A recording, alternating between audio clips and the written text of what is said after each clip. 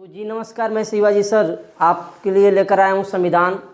इससे पहले हमारे हिंदी सीखे चैनल के माध्यम से हिंदी जीएस में संविधान, यूपी स्पेशल, विज्ञान और संस्कृत के तमाम चैप्टरों से आपको अलग अलग पार्टों में वीडियो दिए जा चुके हैं और अधिक से अधिक अच्छे कमेंट भी आ रहे हैं, अच्छा सब्सक्राइब भी चल रहा है आप लोगों का।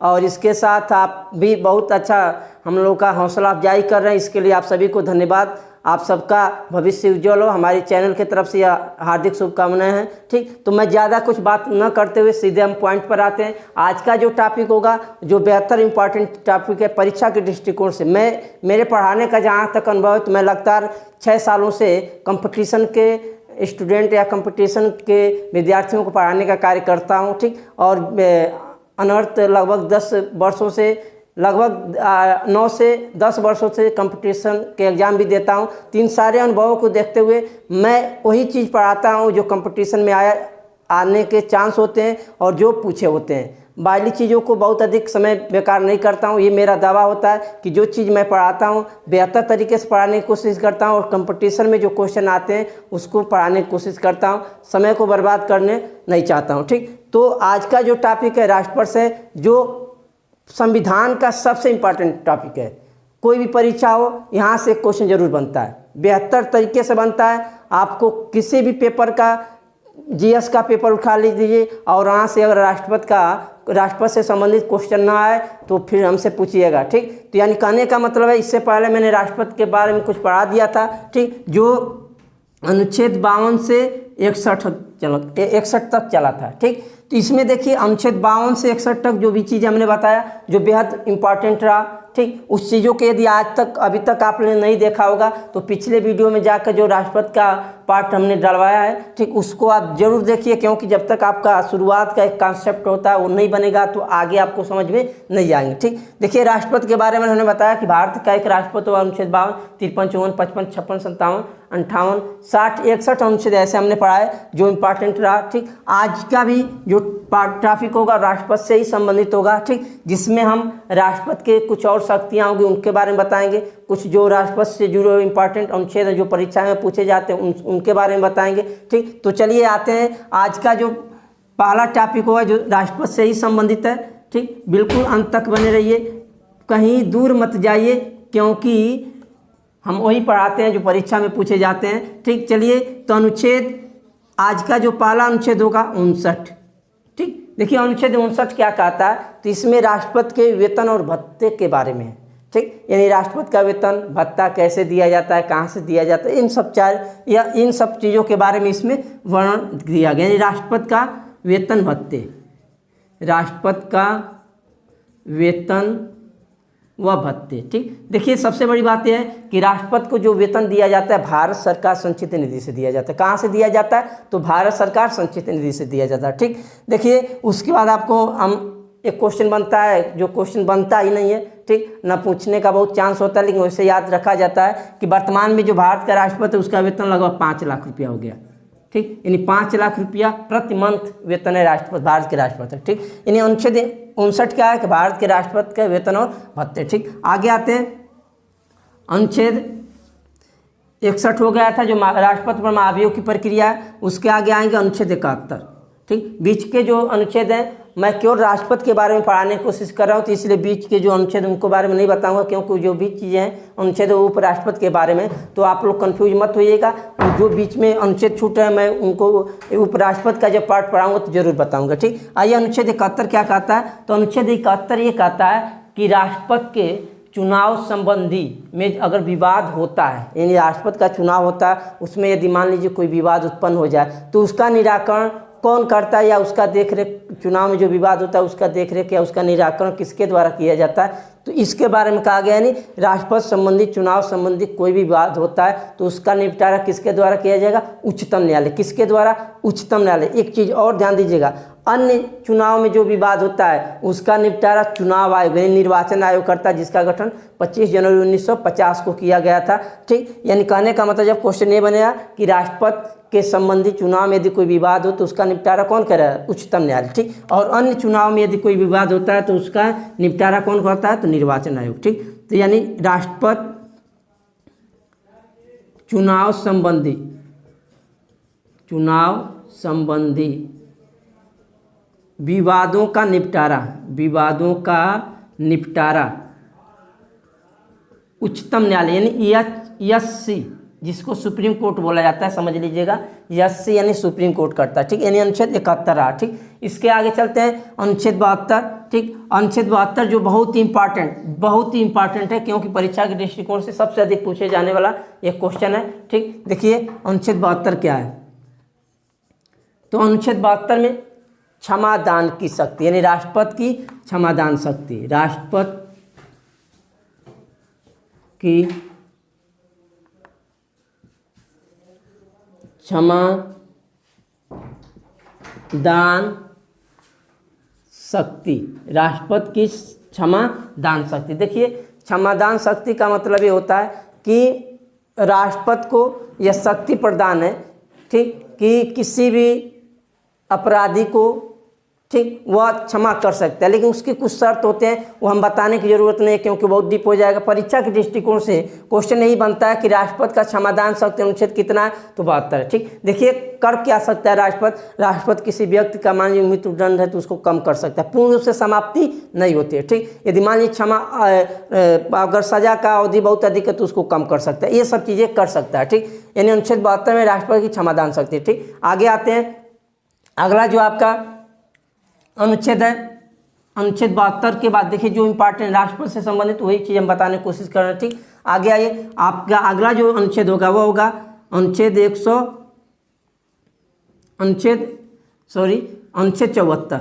अनुच्छेद 74 क्या है, तो मंत्रिपरिषद का गठन, मंत्रिपरिषद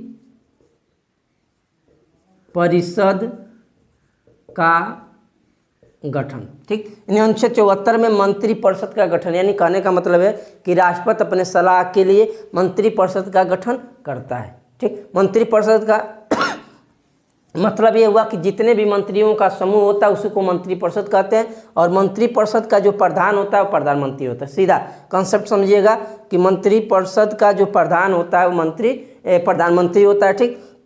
जो अनुच्छेद 74 में ये कहा गया है कि मंत्रिपरिषद का गठन कौन करेगा, तो राष्ट्रपति करेगा, ठीक।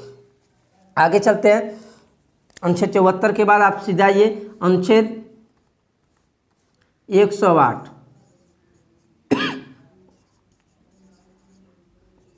अनुच्छेद 108, ठीक। अनुच्छेद 108 क्या है, तो अनुच्छेद 108 में आपका संयुक्त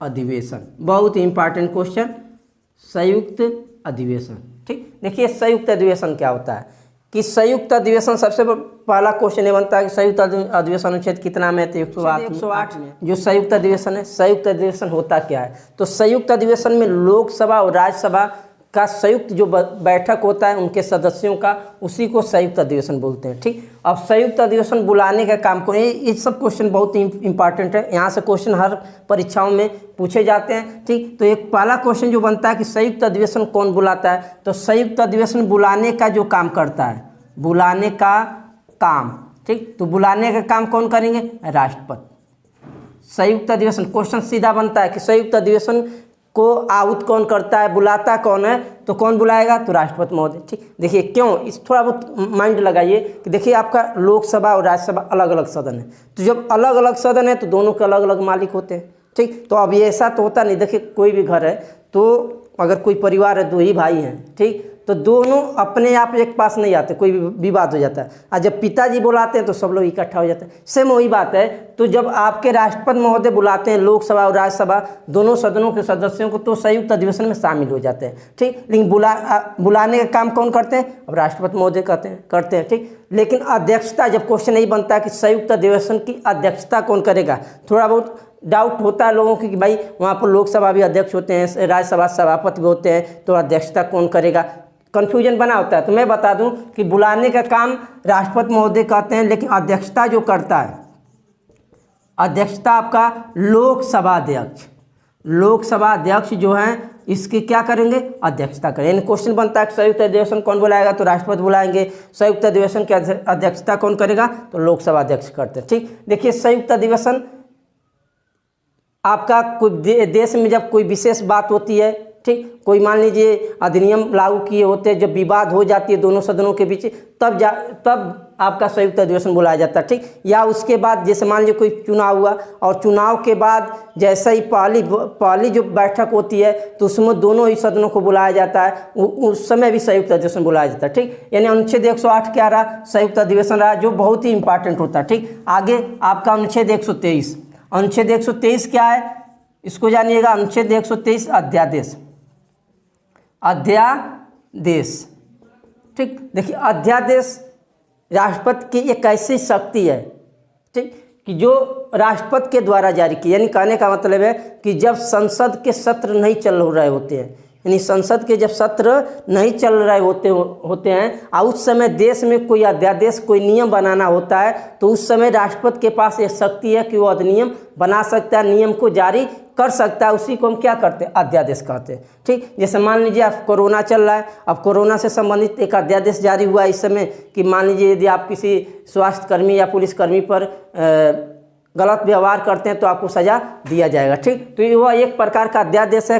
तो अध्यादेश कब जारी किया जाता है कि जब सदन के सत्र नहीं चल रहे होते हैं तो राष्ट्रपति के द्वारा अध्यादेश जारी किया जाता है, ठीक। अब देखिए ये अध्यादेश कब तक बना रह सकता है, ये भी क्वेश्चन बनता है। तो ये आपका अध्यादेश 6 सप्ताह, 6 सप्ताह यानी 6 सप्ताह तक बना रहेगा, ठीक। 6 सप्ताह के बाद यदि मान लीजिए संसद के दोनों सदनों से इसकी स्वीकृति हो जाती है तो अधिनियम बना रहेगा। और यदि दोनों सदन के संसद के दोनों जो सदन है वो अगर इसको स्वीकार नहीं करते हैं तो ये निरस्त हो जाता है, ठीक। यानी क्वेश्चन क्या बनता है, क्वेश्चन यही बनता है कि अध्यादेश राष्ट्रपति का अध्यादेश अनुच्छेद की तरह है तो 123 यानी 1 2 3 और राष्ट्रपति क्या होते हैं फ्री, ठीक। और कितने सप्ताह के लिए तो 6 सप्ताह, जिसको दिन में अगर काउंट किया जाए तो 42 दिन होता है, ठीक। यानी ये आपके राष्ट्रपति की एक शक्ति होती है, ठीक। आगे चलते हैं अनुच्छेद 143 143, ठीक। 143 क्या है तो 143 जो है यह राष्ट्रपति का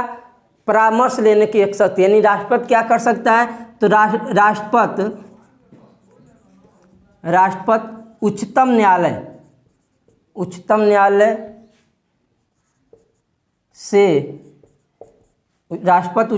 से परामर्श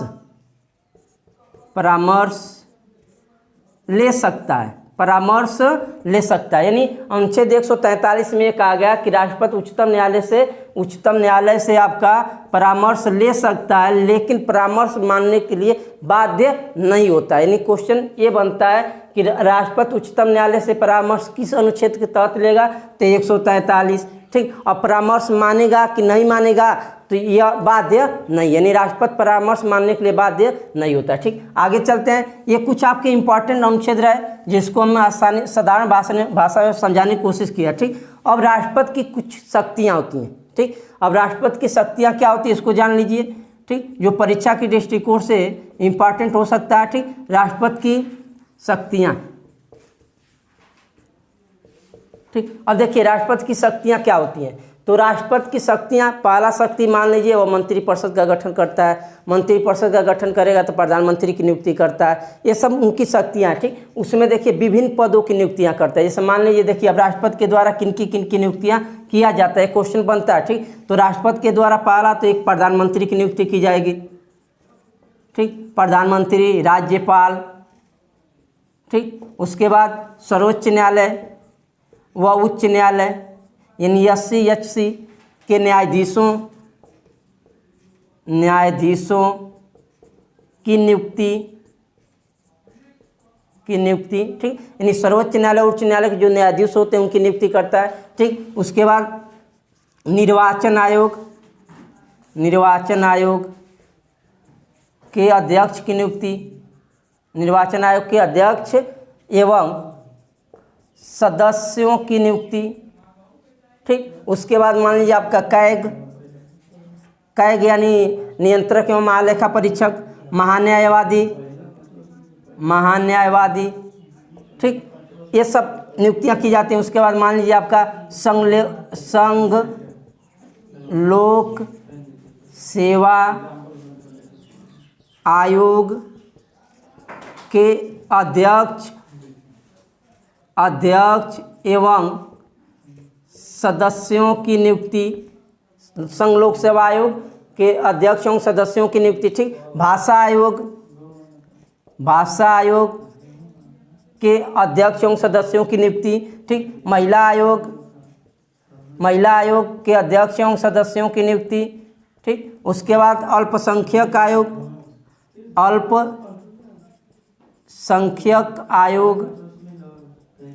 के अध्यक्ष एवं सदस्यों की नियुक्ति, ठीक। उसके आगे चलते हैं, और भी चीज़ें हैं, ठीक। उसके बाद देखिए एक महत्वपूर्ण क्वेश्चन क्या बनता है कि मान लीजिए राज्य में राज्यपाल की नियुक्ति राष्ट्रपति के द्वारा किया जाता है, और केंद्र शासित राज्यों में भी उपराज्यपाल या जो प्रशासक होते हैं उपराज्यपाल, और उसके बाद जो केंद्र शासित प्रदेश के मुख्यमंत्री यानी केंद्र शासित प्रदेश के मुख्यमंत्रियों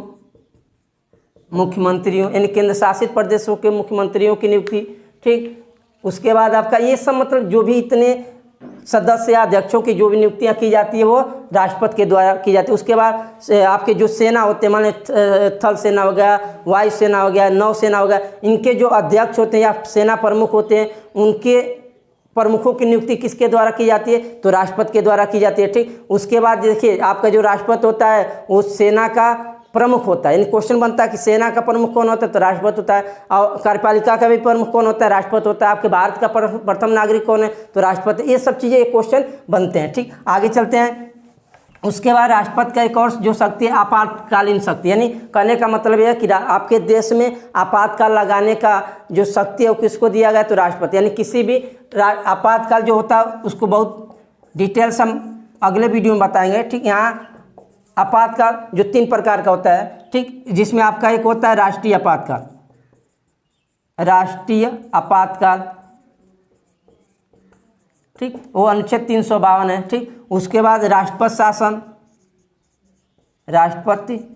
शासन अनुच्छेद 360 356 है, ठीक, राष्ट्रपति शासन अनुच्छेद 356। उसके बाद वित्तीय आपातकाल अनुच्छेद 360, ठीक। यानी कहने का मतलब है यानी आपके देश में राष्ट्रपति शासन राष्ट्रीय आपातकाल कौन लगाएगा, लागू करेगा, तो राष्ट्रपति करेगा। किसी भी राज्य में राष्ट्रपति शासन कौन लागू करता है, राष्ट्रपति करता है। वित्तीय आपातकाल भी कौन लागू करेगा, राष्ट्रपति करेगा, ठीक। ये आपके राष्ट्रपति की कुछ शक्तियाँ थी, ठीक, जो राष्ट्रपति के द्वारा लागू किया जाता है, ठीक। उसके बाद मैंने राष्ट्रपति के संबंधी जो अनुच्छेद है उसको बताने की कोशिश किया, ठीक। उसके बाद आपका जैसे कुछ और भी चीज़ें हैं राष्ट्रपति से संबंधित, मान लीजिए भारत के कुछ राष्ट्रपतियों से संबंधित चीज़ें हैं, ठीक, उसको हम बताएंगे, ठीक, अगले वीडियो में, ठीक। तब तक के लिए आप सभी को बहुत बहुत धन्यवाद। नमस्कार, जय हिंद, जय भारत।